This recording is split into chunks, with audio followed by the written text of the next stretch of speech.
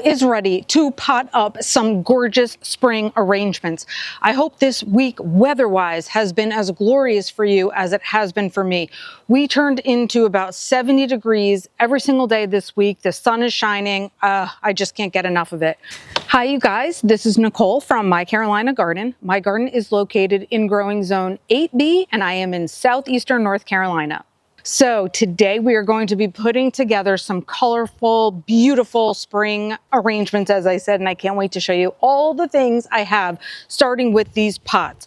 Now, if you remember back in maybe February, I think it was, I had done a video where I showed you these two pots. I had gotten them from Marshall's, $16.99, $24.99. I thought they were awesome, and I just wished they had more. So I thought I could do maybe a set of two and a set of two somewhere else. Went back today to both Home Goods and Marshall's. No pots that looked like that, but they had these. And the reason why I'm telling you about everything is because I promised I would tell you when I found a good deal. This big pot right here, $29.99. So about $30 for a pot this size, and it's stone or terracotta or whatever. This one was, I think, $19.99. I just got it today, and that already slipped my mind. So $50 for this pot combination. I thought that was really great because I could go to Lowe's or Home Depot and get an urn style pot like this, and it's going to be more like $75 or something. So Marshall's was the key to all four of these pots. Now, let me show you all the flowers I have. I have a very mixed bag of plants to show you. So these are the ones that are newly purchased. And then I also did some shopping inside my greenhouse to come up with some more combinations. So we're gonna see how it's all gonna go and what we're gonna put together. But I don't know if you're familiar with this plant. This is not something I've ever had. Irisine, I'm not sure. This is a part sun plant. It is considered an annual, it says. It's non-hardy below 32 degrees. So I'm not sure if this would be something that overwinters indoors or inside the greenhouse because I've never had this before, but it'll get 12 to 18 inches high, which, I mean, it's not all that far off from that right now. It reminded me of like cordyline or something with that hot magenta, bright pink in there. And I loved it. So this one's part sun. So that's fine with me. Now this one maybe you're familiar with. This is a blue-eyed beauty, African daisy. So obviously you can see we got our complementary color combination happening in here with the purple centers of this yellow flower. This is a full sun baby. This is also hardy to 32 degrees, so same deal. I don't know if anyone has had experience overwintering these plants before. These are new for me, so we're just gonna kind of see what happens because I know a lot of times for me in zone 8B, I'll be told that something is an annual, but I can get it to survive, so we'll see. And this one gets 10 to 14 inches high. So again, we're not all that far off from how big these are going to get. I have two of each of those. This one's another new one for me. This is a Pectranthus Mona lavender. This plant was just so pretty because of the dark foliage and then the lighter purple flowers that are on top of it. So I was just really interested in this unique foliage of all these things that I was finding. So I just didn't want to pass them up. I wasn't even sure how the pot thing was going to go, honestly, because I only had the two terracotta ones to start with this morning. And then I found those two huge white ones. So this is a regal geranium. We've been talking about these lately, also hardy to 32 degrees, because I had planted a different color combination of this exact kind of plant out in my spring garden. That's something I worked on very recently. So the regal geranium wants full sun. It'll be 18 to 36 inches high. And I have two of these guys as well. So these are some of the gorgeous beauties that we have to work with. And then I will show you also what I shopped for inside the greenhouse. So keeping in mind the color foliage that I have, especially with this guy, again, irisine, let's call it. Sorry if I'm saying it wrong. I have two different style begonias in the greenhouse. So obviously this one has the green foliage, but the pink nearly matches the pink in the foliage here. So I thought that was really cool. But I also have these begonias that have the dark colored foliage, but also with the pink flowers. So either one of those could really go. So that was pretty exciting. And then because I bought that huge white pot unexpectedly, I thought I should get some sort of a feature a tall feature plant for the center, and I had this waiting in the greenhouse for me. So this is another one I will mispronounce because this is the spike Dracena. I don't know, I'm sure everybody else knows but me, but this is the gorgeous foliage that is green mostly, but then has the edges in like a hot pink or red. So I thought that one could be really cool for the center of that big white pot. So these are the things we're going to start out working with. And then of course I have tons of goodies inside the greenhouse as well. So I'm just going to add as appropriate or necessary, and I'll let you know what all of those additions are in case you would be interested in doing something similar. So we have a little bit of an interesting turn of events. As I started just filming all of this, my parents arrived. So my parents actually live in New York, but they've been in Florida at my uncle's house. And my mom came out and said she brought some goodies for me from my uncle's house. So we have what looks to me like a foxtail asparagus fern, or foxtail fern, I guess it's called. We got some roots on here. So this baby looks like it could maybe be added to one of my arrangements. And this one's a mystery plant. I know one of you will know what it is. I don't know if it flowers or anything, but we have roots in here as well. So now I'm wondering if this is going to make the arrangement. So I'm thinking I'm going to stop filming for today and come back tomorrow. So it is in fact the next day. My parents are here, and I have to say that they are enablers of my plant addiction. So we went to the Lowe's Garden Center today because they actually needed something. But of course I walked around and found this gorgeous ranunculus on a clearance deal. So I brought it out here to show you, even though I'm not quite sure I'm going to use it in any sort of arrangement over here because I have quite a lot of plants and perhaps not enough pot space for them all. So we're kind of going to just use our creativity and see what we can come up with. One other little tidbit of information I wanted to mention is that my daughter's senior prom is coming up the first week in April. So that is another reason why I'm super excited to get some plant arrangements together, because even if these pots find different homes, I'm going to be gathering all my flowers and whatever's blooming together in the rock garden so I can take her pictures over there. So just another reason I'm excited to get projects like this underway.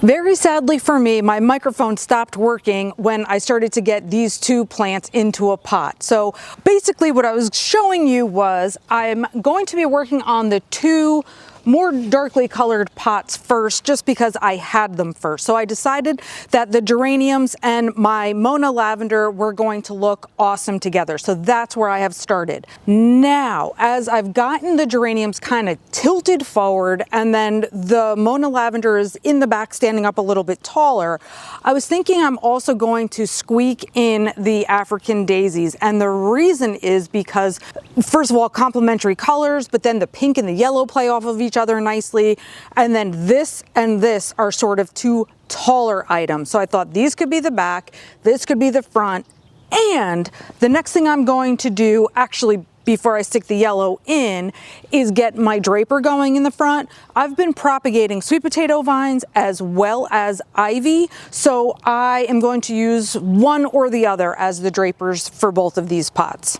Okay, so this is basically what my sweet potato vine is looking like straight out of the greenhouse. Now, of course, I have some clipping that has to be done, but this is what the vine looks like. The green leaves with the purple edges. I actually think it might be a little too much color. I think I'm going to try the ivy instead. In case you have never tried it, propagating ivy and sweet potato vines is actually super duper duper duper easy. Gosh, this is rooted so beautifully. I simply took clippings of the long ivy stems, put them in water to root first, and then transported them or transplanted them into the soil. Ooh, this is actually quite long. I'll be able to clip this and add this clipping in over here.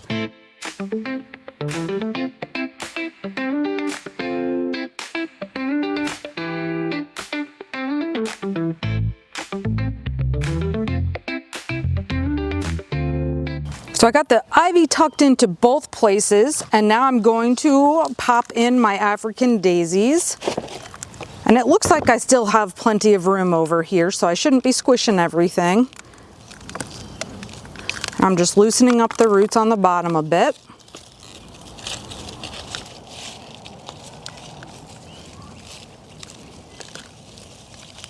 So because these pots are going to be near each other, I want them to have some degree of similarity, but of course this one is much smaller, so I won't be able to fit 3 of the larger plants in there. So we are going to do the other regal geraniums, kind of my main feature plant, and then of course the ivy in the front as well. Now gravity is going to have to do a little bit of work to get the gravity to drape down, simply because it was in a pot where it was growing a little bit up. So once gravity takes its time on the ivy, that's going to have the perfect look I want.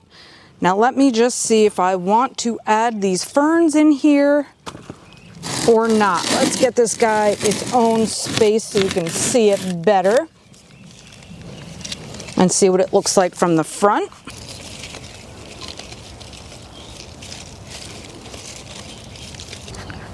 So while that's cool, it isn't everything I want it to be. So I have to come up with another way to add plants, but I need smaller base plants. I had to move the pots into a different location just so I can get a different perspective on the look, so I can figure out what was missing. So let me get you up close and show you how I finished them off. We just got a fresh bath over here, so everything's looking wet, but we got our ivy at the bottom, we got our geranium at the top, our African daisy, it brings us yellow on this side, and then we got the Mona lavender on the right for that purple.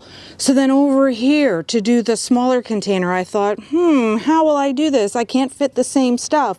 So we did the ivy at the bottom, geranium, and then our fern is going to go off to the side for a little bit of yellow. Now this is off too much to the side since I watered it, but I will fix that in a moment.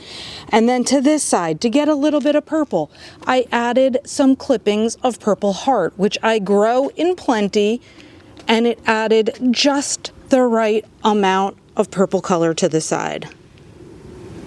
On to the white pots we go. So I was thinking about this plant from Florida, and I'm thinking it has to be like a bromeliad, which I've only known as an indoor house plant. But since Florida basically can have house plants growing outdoors normally, I'm thinking it's a variety of that. But again, one of you probably know exactly what variety it is, and we're going to go from there. Now here's what we got. The root on this guy looks like this. We are hoping that that was the correct way to gather this plant. This is probably going to be my focal point. Let's see if it stays up at all. Okay, kind of stays up. So now I'm going to plant around it. And I think what I want to do is do beautiful, luscious pinks in here. So probably this guy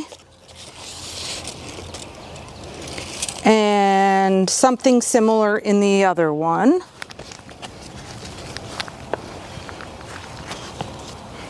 And this time I'm thinking the sweet potato vine is the way to go, and this is going to be like a draper from this kind of pot. So nothing is actually in the dirt yet, we're just playing around with some placement. I think that'll be cool. And then I gotta do begonias. I have to do begonias. So now I'll just decide on which ones, whether it's gonna be more of the green or more of the dark foliage.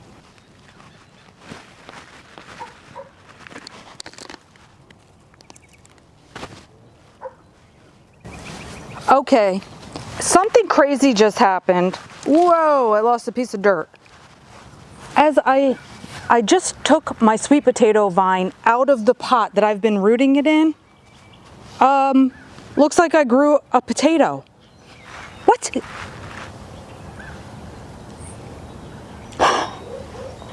I have never seen that before. Now I don't know what to do. Do I take that off or do I pot it up? Meh. I guess I need to Google before I keep going, but this is going to be the draper right here. So it seems that Ornamental sweet potato vines can produce potatoes or tuberous roots that look like potatoes, but the potato is not going to have flavor. So it says don't cut it off, so I'm not going to cut it off. Hopefully you understand what's happening. This is my first time growing a potato accidentally with my sweet potato vines. So this guy is meant to be the front draper of this pot because this is nice and big and I just need to organize it and make it look beautiful. This is being clipped off like that.